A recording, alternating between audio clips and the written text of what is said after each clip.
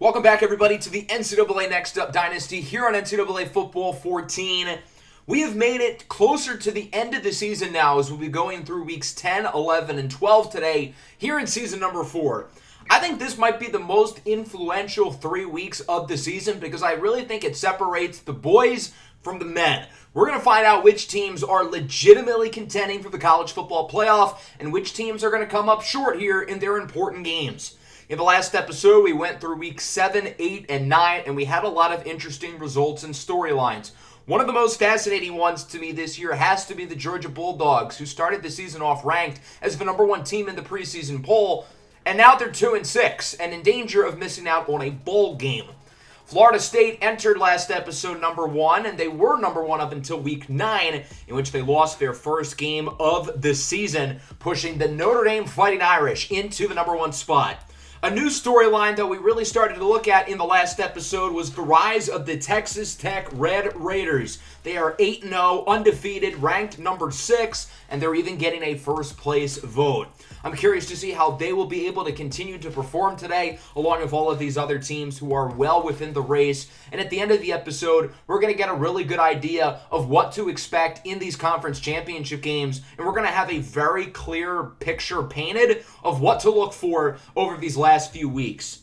The Heisman race still has been a complete mess this year. Right now, Callaghan October, the quarterback out of Michigan, is the favorite. But as I've been saying, there are legitimately 50 players who I think could still win the award, with most teams only having 4 to 5 games left to go on their schedule. So we've got some really big matchups here that are going to decide some of these major conference races today in weeks 10 through 12. Looking at the week 10 slate, we've got some very interesting matchups here. Some games to look out for, I would say. Ohio and Bowling Green in the MAC. Those are 2 of the better teams in that conference, and that could end up being a really important game when it's all said and done. Michigan State, of course, is going to be a big one as well. Miami, Florida State, I want to see how the Seminoles respond. Week 11, we've got Washington and Cal, maybe the biggest game of the year so far.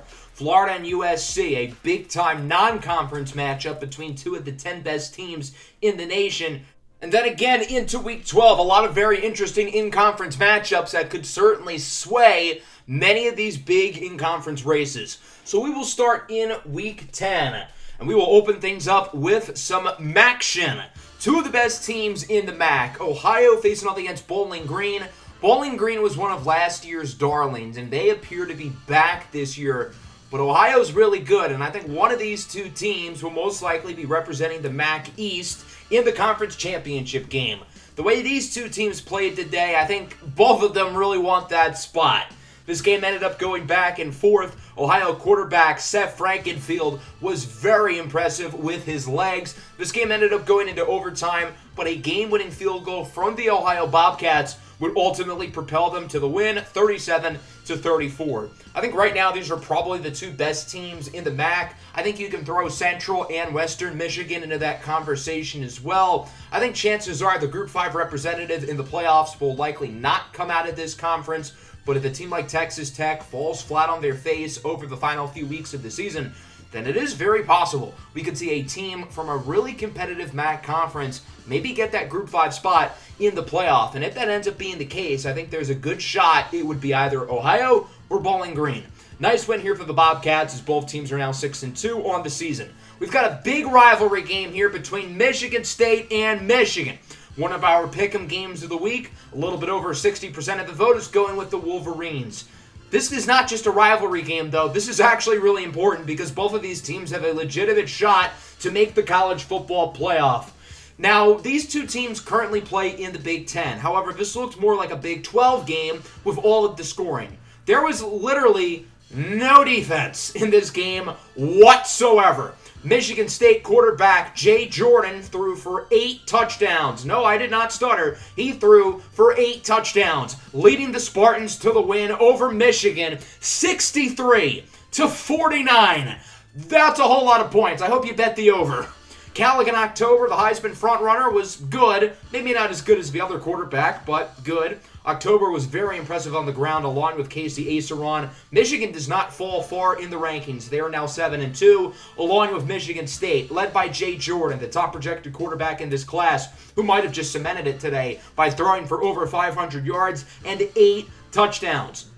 The Florida International Golden Panthers are undefeated. They look like the best team in the Conference USA. Is there a chance they could take that Group 5 spot into the playoff? They've got a tough Texas State team today, and this game ended up being quite competitive, back and forth for the most part. Both teams' starting quarterbacks got knocked out with injuries in the first half, so both teams had to go to their backups, and ultimately it really came down to the ground game in the second half. But Texas State would end up getting the win here, 41-38, as FIU loses their first game of the season, giving the Golden Panthers a lot less margin for error if they want any opportunity to get the Group 5 spot into the playoff. Obviously, Jimmy Jenkins, the star quarterback, getting hurt really is not ideal, but on the flip side, Texas State's starting quarterback, Optimus Throckmorton, also got injured, so it really neutralizes things that both QBs missed a significant portion of this game. Number 13, Clemson, I feel like is one of the more overranked teams in the country. They have 3 losses, and they really have not been all that good this year. They're facing off against the Maryland Terrapins here on the road. Maryland's a sneaky, decent team led by quarterback Edwin Jackson, and he would propel the Terps to the upset win, 35-28. The poll makers finally stopped meat-riding Clemson as they would knock the Tigers out of the poll altogether, which feels a little bit surprising. But at 5-4 and only 500 in conference, I mean, they kind of deserve it. Edwin Jackson with 5 all-purpose touchdowns. As for Clemson, we've talked about it with Cedric Chapman. He's so talented, but it just feels like he is never going to figure it out here at Clemson when it comes to being an efficient quarterback. We've got another big matchup here. Number 7, Navy, who knocked off number 1, Florida State a week ago, is looking to knock off the number 1 team once again with the Notre Dame Fighting Irish here in South Bend. Well, the name I would like to introduce you guys to today is Jared Richardson, the Notre Dame running back. He's been a solid complementary piece with MJ Hill over the last couple of years. Now it's his backfield, and he showed it today. 42-25, Notre Dame gets the win over Navy. A big win here at home for the Fighting Irish against the rival. Notre Dame holds on to their number 1 spot despite a pretty bad day throwing the ball from Baz Boyd. But it didn't matter because Jared Richardson scored 4 times, leading the Irish to the win. Chuck Burton had his struggles. He only threw to 1 receiver the entire game. And then the last game we're going to cover this week, Missouri and West Virginia. 2 pretty good teams within the Big 12. We haven't really talked about these schools a whole lot this year, but I think both of them, especially West Virginia, are really names to watch. The Mountaineers certainly impressed today. Their quarterback, Atlanta Walker, threw for 450 yards and 5 touchdowns, leading the Mountaineers to the win. Once upon a time in Season 1, West Virginia won the Big 12, and they were, if you remember, the first team out of the college football playoff. They almost got in. West Virginia's been in a pretty irrelevant state over the last couple of years, but it looks like they're back. They're undefeated in conference, they're ranked now, and they could be the team to beat in the Big 12, with teams like TCU, Baylor, and Cincinnati falling off compared to recent years. This is a big win against a pretty good Missouri team who had only lost 1 game in conference prior to this matchup.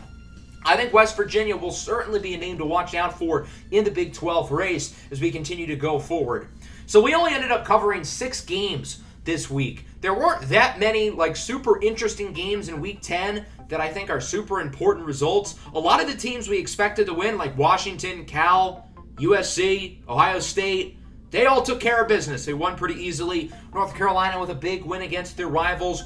Oregon squeaks away from Northwestern 21-20. Tennessee squeaks away from Colorado.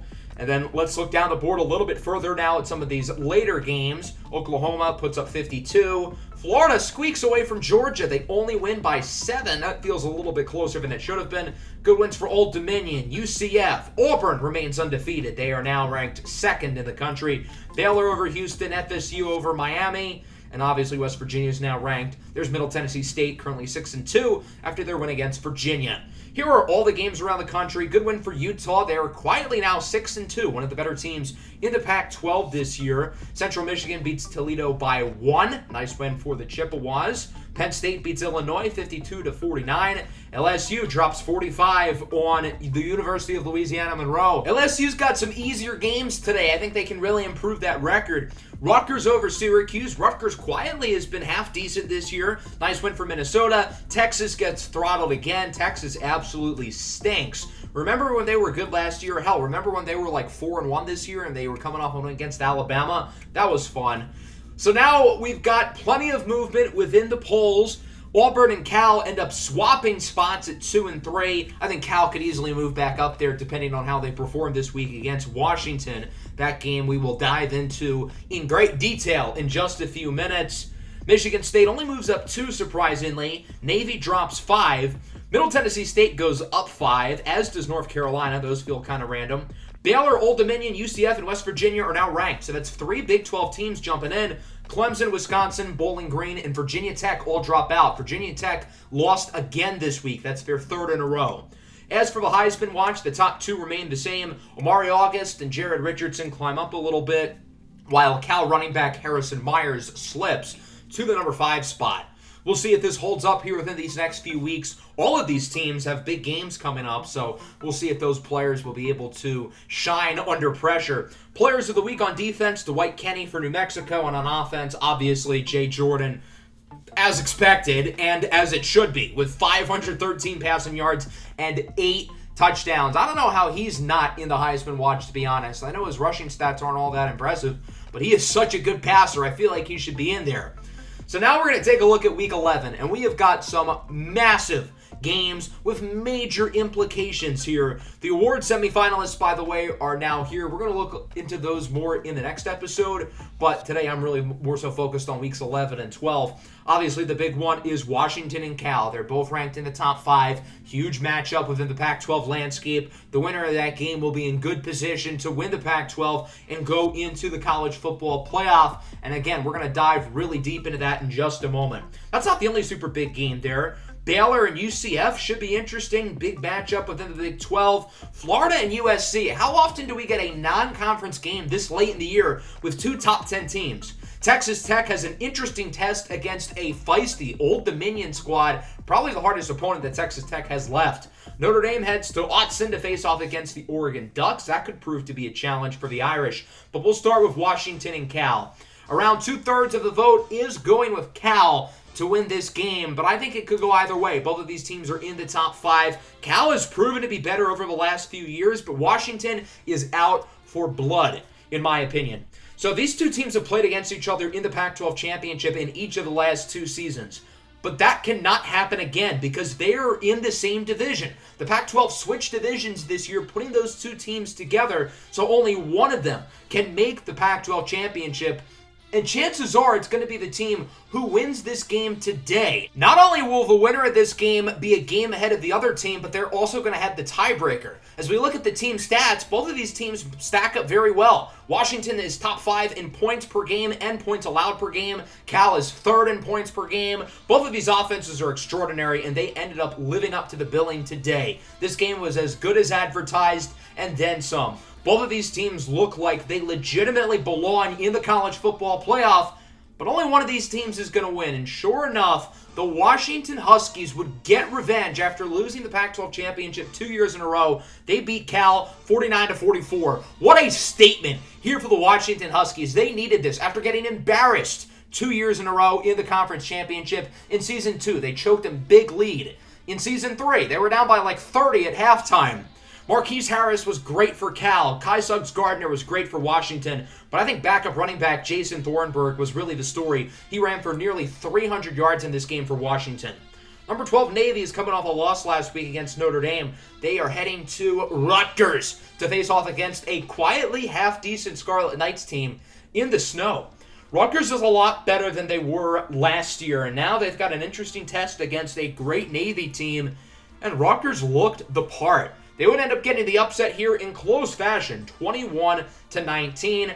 And no, DR Antoine is not walking through that door for Rutgers, but they've got some good players on this roster. The Scarlet Knights now the record of 6-3 after winning just, I think, 1 game a season ago. Navy also 6-3. They drop once again. Navy had such a good episode last time around, but now today they're 0-2, losing to Notre Dame, which is understandable, and now Rutgers, which is not as understandable.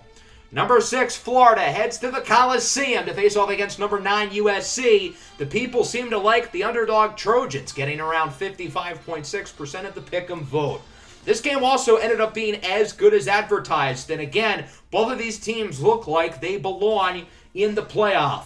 We had a lot of offense in the first half. Florida led 24-10 at one point, but this touchdown from Heisman Trophy contending quarterback Amari August would cut the lead to 7, and then in the third quarter, it was all about the Trojans. They outscored Florida 17-0 in that quarter to take a 34-24 lead going into the fourth. But if we've learned anything about this Florida team this year, they thrive under pressure when they're down in the fourth quarter. They've had some big comebacks this year, and they would get another one here. With a couple of late touchdowns, the Gators would outscore USC 21-3 in the fourth quarter. They'll take this one at 45-41. A really impressive win here for Florida. Again, both of these teams look like they belong in the playoff. The only two teams USC has lost to this year are Notre Dame and Florida, who arguably are two of the best teams in the entire country.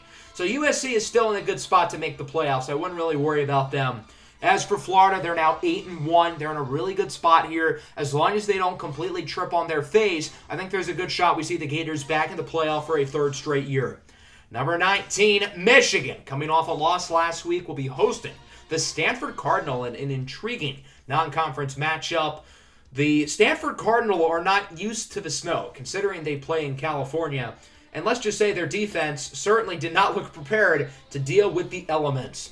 Michigan scored 49 points last week and lost, so they decided to one-up themselves here by scoring 59 points. Michigan has probably the best offense in the entire country. Callaghan October, the sophomore quarterback, is a legitimate Heisman contender. Running back Casey Aceron could be a first-round pick. Wide receiver Kurt Henning could be a first-round pick next year. This Michigan team has so many playmakers on the offense, and it's sort of crazy. Michigan was good in the first two seasons of this series. They made the playoffs. Last year, they were bad, though. They finished under 500. But this year, they are back, and I think they could be in line for another playoff spot once again. As for Stanford, they fall to 5-4, but that'll happen when you're playing Michigan. Tennessee is quietly moving up the ranks. They are now number 11. They're headed to Austin to face off against the struggling Texas Longhorns, who have lost, I believe, 5 games in a row. We'll see if Texas is up for the task against a really good Tennessee squad. This game ended up being competitive, certainly more competitive than we would have expected. Onyx St. James, the Texas quarterback, has certainly dealt with some bumps in the road this year, but he played fairly well today. However, Tennessee would avoid the upset bid. Roddy Jolly, the quarterback, leading them to the win 49-42. Tennessee now 7-2, finds themselves in the top 10. While Texas gets their 7th loss, and they will officially finish the season under 500, despite Onyx St. James having one of, if not his best games of the entire season. Roddy Jolly as well had a very good performance. He was efficient throwing the ball, 4 touchdowns. He didn't turn it over. Dahoud, the running back, played well. Jackson scoring twice. Now we've got some Big 12 action. UCF, number 24, facing off against number 22, Baylor. The Big 12 is a very interesting race. There's no clear favorite, but there's like 4 or 5 teams all kind of neck and neck at the top, and these are 2 of them right here with UCF and Baylor. This game ended up being quite competitive, but ultimately quarterback Nolan Mitchell would lead the Knights to the win on the road, 21-19 against the defending champion Baylor Bears. It's not looking good for Baylor anymore. I think it is unlikely that they will be able to defend their crown as the Big 12 champs.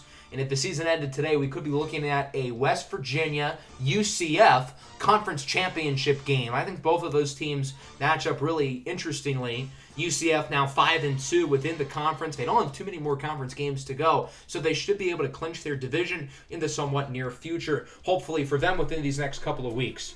Next up, we've got Syracuse facing off against the Seminoles of Florida State. Florida State is currently ranked number 7 in the country. They lost a couple of weeks ago against Navy, their first of the year. They're looking to get back into business today against the Syracuse Orange. This game ended up being ugly, all about defense. Neither offense could really do much of anything, but a rushing touchdown early in the fourth quarter from Syracuse QB Chandler Silvers would push them over the edge, 13-10. The clip of me showing their box score did not save, but those box score numbers would have made you want to bleach your eyes out anyway, so it's fine. Number 25, West Virginia, still undefeated in conference, looking to continue their strong season here against the Golden Gophers of Minnesota. Ultimately, West Virginia would get humbled in this game. They've been feeling good about themselves these last few weeks, but Minnesota would get the upset here, 42-24. Good win here for Minnesota. They're now 6-4, 3-3 in conference. Minnesota's on the outside looking in, but I suppose they still have a slight shot of potentially making the conference championship game. As for West Virginia, they still control their own fate, but this obviously is not the scenario that they were hoping for, losing their first in-conference game of the year and quickly falling out of the top 25 as soon as they were able to get there. Texas Tech has made their way up to number 4. They've been playing some good teams in recent weeks, and they have been passing those tests with flying colors. They've got another tough test today here against number 23, Old Dominion, a team who quietly has been really good this year. And again, Texas Tech would once again prove themselves as a legitimate contender for the national title. Quarterback Yahya Marshall did a lot of damage with his legs today, leading the Red Raiders to the win 45-31, and they now find themselves in the top 3. Again, I think this team has what it takes to win the national title. They just beat a really good Old Dominion team on the road. The Monarchs will stay ranked, and honestly, they should. They played valiantly against a really good Texas Tech team. Yahya Marshall was phenomenal. He needs to be getting more Heisman love, and he could really be making a push to be a first-round pick in this year's coming draft.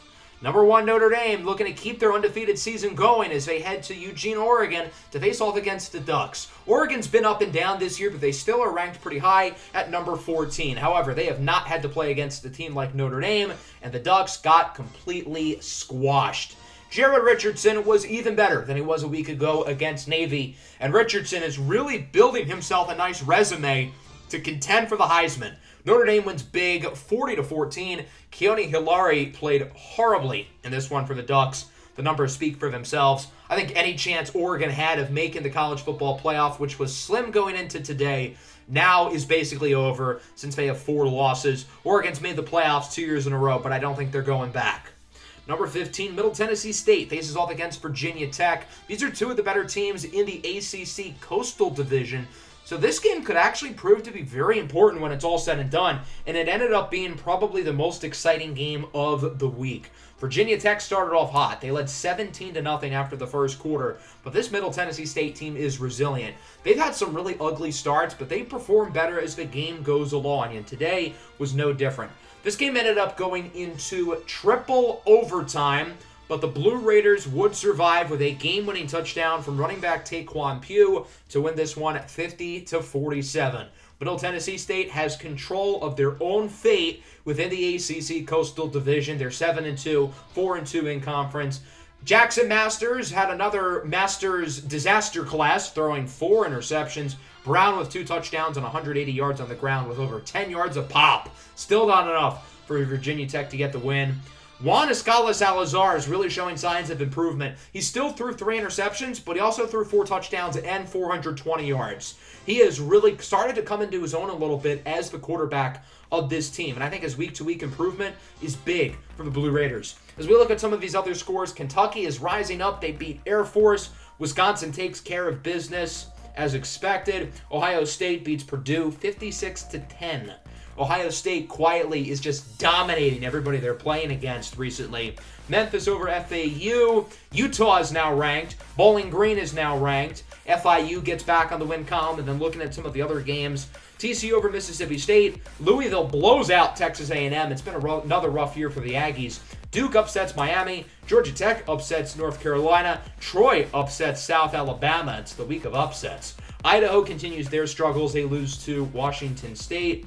Northwestern beats Nebraska in overtime. Ohio over Akron 28-7. Pitt over Penn State in an in-state rivalry. LSU drops 62 on Fresno State. I'm enjoying seeing the Tigers being successful against these teams. Georgia actually won a football game. They beat Vanderbilt 56-14. Where's this been all year? Boston College with a close win. Tulsa with a nice win as well. So as we look at the top 25 polls, we've got some movement. Cal drops to 6 after their loss against Washington, and now we only have 4 teams who are undefeated. Notre Dame, Auburn, Texas Tech, and Washington, they hold the top 4 spots. USC drops down 2 after their loss, while Florida State goes down 8. A big jump for them. Navy also goes down 8, as does Oregon. Wisconsin, Utah, and Bowling Green are now ranked, while we've got North Carolina, Baylor, and West Virginia all dropping out of the top 25. So a lot of those teams from the Big 12 who snuck in last week are already back out. As we take a look at the Heisman watch, Michigan quarterback Callaghan October remains in first for a third straight week. Jared Richardson makes his way up to 2. There's Yahya Marshall in 4th, deservedly so. And then Jet Jackson, the Auburn quarterback, takes a little bit of a dip. He was 2nd for the past few weeks. Now he's 5th.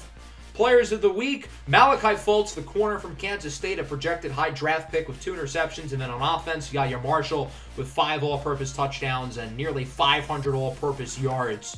So that'll bring us into Week 12. There aren't many super marquee matchups this week, but still a lot of interesting games that I'm excited to dive into. South Carolina, Tennessee, those are 2 good teams. It's a non-conference game, but they both could really use that win. And I'm really excited to follow the ACC and Big 12 races this week. Those 2 conferences are really getting down to it. There's still a lot of teams in both of those leagues who've got a good shot of winning that conference. But we'll start here in the snow. Number 9, Tennessee, facing off against South Carolina. Tennessee's looking to boost their resume. They don't have a good shot of making the conference championship, but if they win out, I think they will get into the playoff. South Carolina's a good team, so this would be a nice resume booster, and they certainly helped themselves here, winning convincingly over the Gamecocks 30-10 in the snow.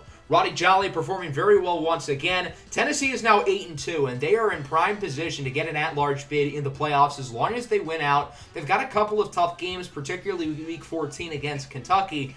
But if Tennessee wins their next 2 games, I think they're in. They're probably not going to the SEC Championship, so they don't really have to worry about that. Number 13, Memphis, has quietly been really good this year. All the attention's going on Texas Tech, but Memphis only has 1 loss. They're really good as well. They'll be facing off against the Black Knights of Army, who have also been quite good. They've only lost 2 games as well this year. The story of this game was Army quarterback Quandale Dingle. He ended up throwing for 6 touchdowns, leading Army to a 55-27 win. I know it looks like a blowout, but this game was actually very competitive until the 4th quarter, where Dingle and the Army offense took over. Unfortunately for Army, Dingle ended up getting injured in this game. He's likely going to miss multiple weeks, including the Army-Navy game, which is quite unfortunate because I was really looking forward to seeing him after a performance like this today, throwing for 324 yards and 6 touchdowns while completing over 80% of his passes. Army is now ranked at number 25. Middle Tennessee State looks like the team to beat right now in the ACC, which is pretty crazy to think about considering they were in the Group 5 last year. They're headed to Georgia Tech to face off against a tough Georgia Tech Yellow Jackets team. The Yellow Jackets would run the ball down Middle Tennessee State's throats, and they would get the upset 35-24. I don't think anybody in the ACC wants to win this conference. The entire ACC is just a beautiful disaster. Nobody in that entire conference deserves to make the playoffs, but there has to be one team who wins the conference and gets in. I still think Middle Tennessee State's got a good shot, but they continue to certainly not look invincible. Right after I was gassing up Juan Escala-Salazar last week, he didn't play very well today. Number 15, Florida State will look to take advantage of Middle Tennessee State's shortcomings as they have what should be a gimme game against NC State, who's only won 1 game the entire year. As we've learned about Florida State in this series, they always position themselves pretty well to make the playoffs, and they always fumble the bag over the last few weeks. And it seems like they're doing that again. They lost last week to Syracuse, and they lost again here to the Wolfpack, 42-35. FSU, who last episode was number 1, is now out of the rankings entirely. I feel like that's disrespectful to them. If you're going to have a team like Clemson, who is consistently ranked for not being good, I feel like Florida State should still be at least in the top 20.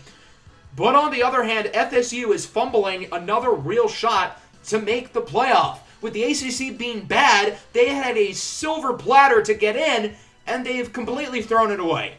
Number 1, Notre Dame looks to win their 10th game of the year as they host the Iowa Hawkeyes. Iowa always plays you tough. It's never an easy matchup against the Hawkeyes, even though they are pretty bad at 3-6. And this game ended up being very competitive. It actually ended up going into overtime, but the Notre Dame Fighting Irish would avoid the upset bid with a game-winning field goal. They'll take it home 42-45, and they will stay as the number 1 team in the country.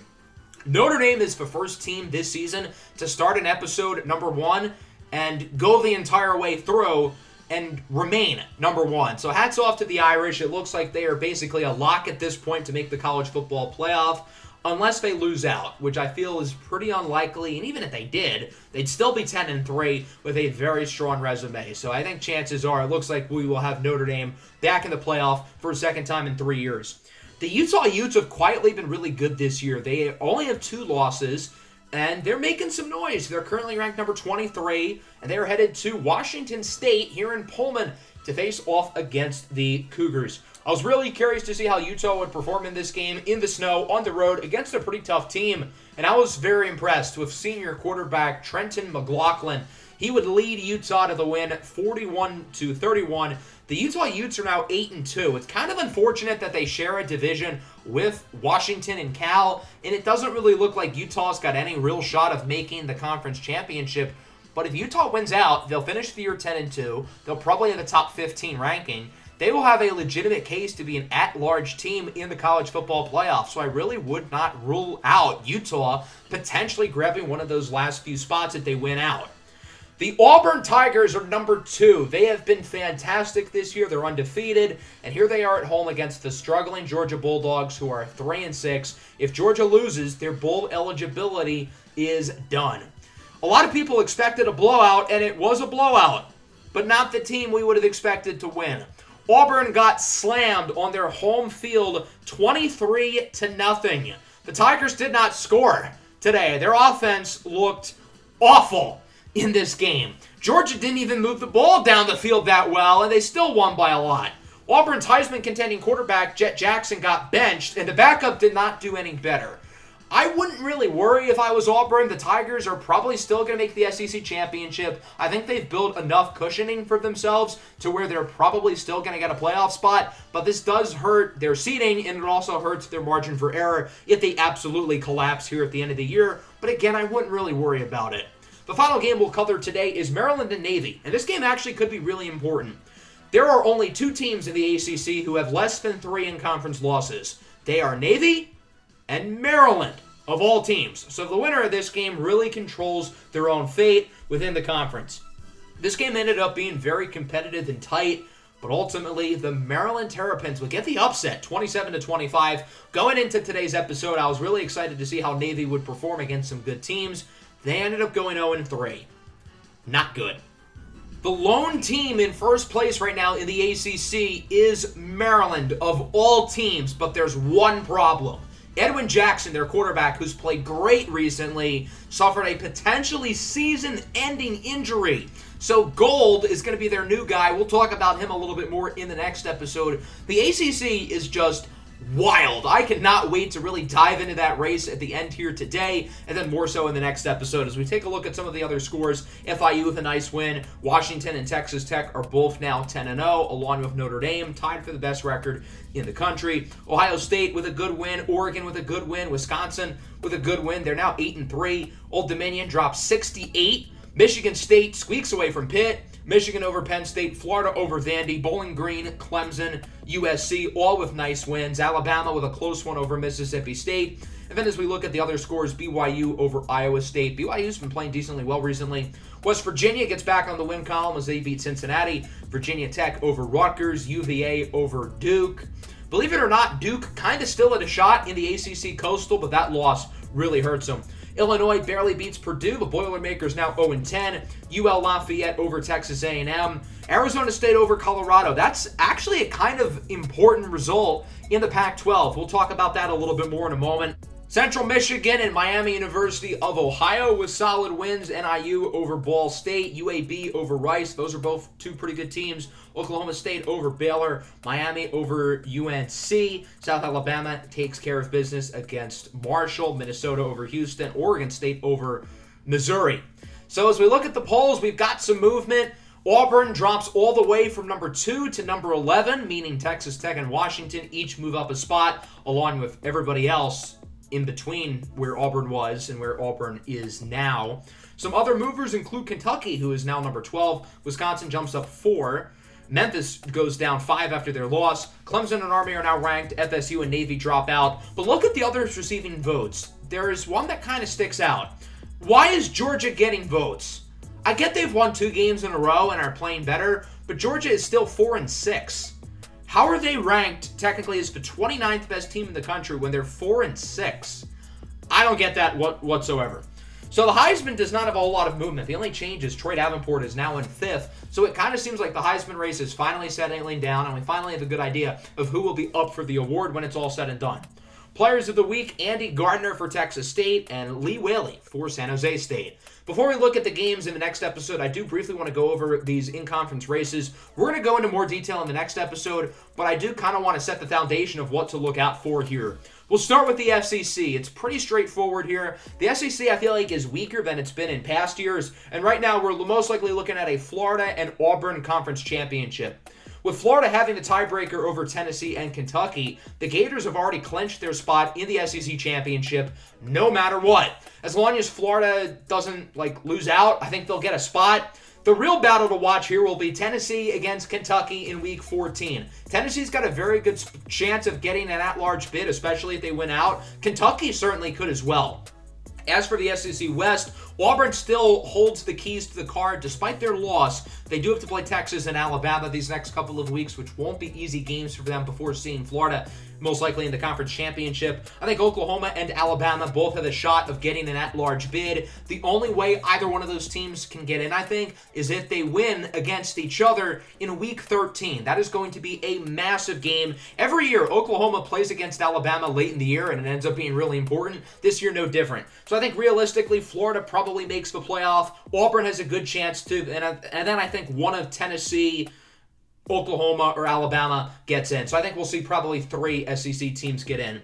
The Big Ten is the best conference in the country now, and it's not particularly close. We've got 5 teams, I think, who could legitimately win the national championship. I think we'll be looking at an Ohio State-Notre Dame conference championship game. As long as the Buckeyes win one of their next 2 games, they will go to the conference championship. But there are 2 more teams to watch in the Big Ten East, being Michigan and Michigan State, who both only have 2 losses. Michigan State beating Michigan today may end up proving to be very important as a head-to-head tiebreaker. Michigan State's got 2 more games left to go, while Michigan only has 1 more, that being against Ohio State.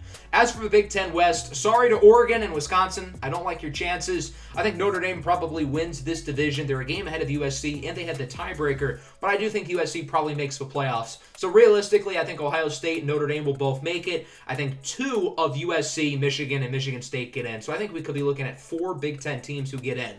The ACC is a beautiful mess. There are literally 9 teams at least, who could probably win this conference. The thing is, though, the highest-ranked team in this conference is number 22. The ACC will not have any at-large teams get in. The only team who makes it will be the team who wins the conference championship. Right now, Maryland leads the Atlantic. They have to beat Syracuse and Rutgers to get in, and if they lose, they could be in a little bit of trouble, especially being without their backup quarterback. Navy is next in line as they have beaten both Florida State and Clemson. FSU and Clemson play against each other in Week 13. I think the loser of that game is out. As for the Coastal, Middle Tennessee State and Virginia Tech are tied. Middle Tennessee State beat Virginia Tech today, so they had the tiebreaker. But I think a name to watch here is Georgia Tech, because the Yellow Jackets have beaten both Middle Tennessee State and Virginia Tech. They have an extra in-conference loss, so they've got more work to do. But if there's some 3-way tie, Georgia Tech would get the spot in the ACC championship. So there's a real shot. We could have 2 pretty mediocre teams in the conference championship, which would be hilarious. Imagine if we get Maryland and Georgia Tech in the ACC championship. Dear God, that would be something. Put it that way. The Big 12 is also a beautiful mess with a lot of teams who are in the race.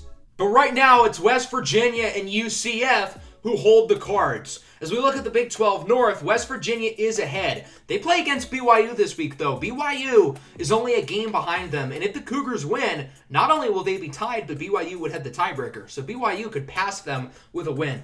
As for the South, I think UCF clinches if they beat Houston. That's their final in-conference game. Houston's really bad, so chances are I think we'll be seeing UCF represent the South in the conference championship against either West Virginia or BYU. I don't think we'll have any at-large teams in this conference. I think it'll just be the winner who goes to the playoff. The Pac-12 is fascinating to me. With conferences like the ACC and even the SEC really struggling, the Pac-12 has taken advantage. In the North, Washington controls their hand. If they win one of their last 2 games, they will go to the conference championship and not Cal. But I would not worry if I was Cal. If the Golden Bears win out, they'll be 11-1. That's enough to get an at-large spot, in my opinion. So Cal is fine. Over the last couple of years, we've had only one team from the Pac-12 make the playoff. I think it's more likely that we get 3 teams in this conference rather than 1. Assuming both Washington and Cal get in, there are multiple ways for a third team to get a spot. That starts with Utah. They've got to beat Washington this week, but if they do and then beat Colorado, they'll finish 10-2 with a strong resume. They could get in.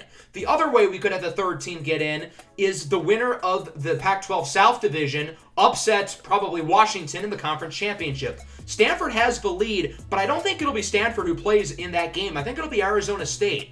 The Sun Devils have the tiebreaker over Stanford. Stanford plays against Cal this week. Assuming Stanford loses that game, they'll finish 5-4 in conference. That means Arizona State just has to win one of their last 2 games, and they will finish ahead of Stanford. So right now we're looking at a Washington-Arizona State conference championship for the Pac-12. Now let's take a look at the smaller conferences, starting with the American Athletic. Obviously, Texas Tech looks to be the favorite here, but who would they play in the conference championship? It's a 4-way race with Boston College, UConn, Army, and Memphis. Boston College has a slight edge, but it really could be any of them. Obviously, if Texas Tech wins out, they will be the Group 5 representative of the college football playoff, and I would be surprised at this point if they don't win out. They do have 2 pretty tough games left along with the conference championship. Even if they lose a game or 2, there's still a good shot they get in. So chances are Texas Tech will be the Group 5 representative who makes the playoff. But what if they lose the conference championship game? They could still make the playoff if they lose the conference championship, but they would not be the Group 5 representative. The Group 5 representative has to win their conference championship. So who could it be? I think chances are it would come from the MAC. You've got Central Michigan, Ohio, and Bowling Green really is the 3 teams to watch. Ohio and Bowling Green are in the same division, being in the MAC East. They had the same record in conference. Ohio beat Bowling Green earlier today. That was the very first game of the episode that we covered. So Ohio holds their cards, but Bowling Green could get that spot. Central Michigan is the slight edge over Western Michigan in the MAC West. So right now we're looking at Central Michigan and Ohio. I don't think we're going to have a Fun Belt team get in. It was a fun conference, but everybody here has at least 4 overall losses. As of now, South Carolina leads the East, but South Alabama and Wake Forest both beat them. So there's a good shot South Carolina does not make it in. As for the West, Louisville has the slight edge over Louisiana Lafayette. UNLV leads the Mountain West, and FIU leads the Conference USA. FIU could be another team to watch to grab that Group 5 spot. Even though the Conference USA does not have a conference championship, if FIU wins out, they will win the conference. So they will be eligible to grab the Group 5 spot. And if Texas Tech loses, that could be FIU's spot, if not somebody from the MAC. So let's take a look at the schedule for weeks 13 through 15, the final 3 weeks of the year. Washington, Utah is a huge game, as is Florida State and Clemson. I think the loser of FSU and Clemson is done. Same thing with Alabama and Oklahoma. I think the loser is done. They don't have any chance of getting into the college football playoff, realistically. So those are both 2 really big games. Stanford and Cal. Stanford's really got to win, and Cal certainly does too. Texas Tech and UAB. I want to see if Texas Tech can finish the year undefeated. Kentucky's got to win. Tennessee's got to win. Middle Tennessee State's got to win. And then in week 14, we've got all the rivalries, and there are some big ones. Kentucky and Tennessee. There's a good shot the winner of that game makes the playoff, especially if it's Tennessee. Miami, Middle Tennessee State's a very important game. Florida State and Florida is especially important for Florida. I don't think Florida State's got really a shot at getting an at-large bid into the playoffs. So that game doesn't even really matter for them. I think it just matters for Florida trying to get themselves in position to get a good seed going into the playoff. The Iron Bowl with Alabama and Auburn. If Alabama beats Oklahoma in week 13, that game will be very important for both sides. Ohio State and Michigan's very important for both sides. Ohio State looking to clinch their division, looking to help out their seeding. As for Michigan, that's their only game. If Michigan wins, I think they're in, and if they lose, they might not be in because they'll have 3 losses. Week 15 is a very small slate. Obviously, you've got Army-Navy. FIU has their last game of the year. We've got Bedlam between Oklahoma and Oklahoma State, but I don't think any of these matchups will really impact the playoff too much unless we have a drastic upset. So that'll wrap up the episode. Next time around, we will finish out the regular season, weeks 13, 14, and 15. We had a really fun episode here today. A lot of major results and storylines shaking out. Make sure to leave a like and subscribe to the channel if you are new. Peace out.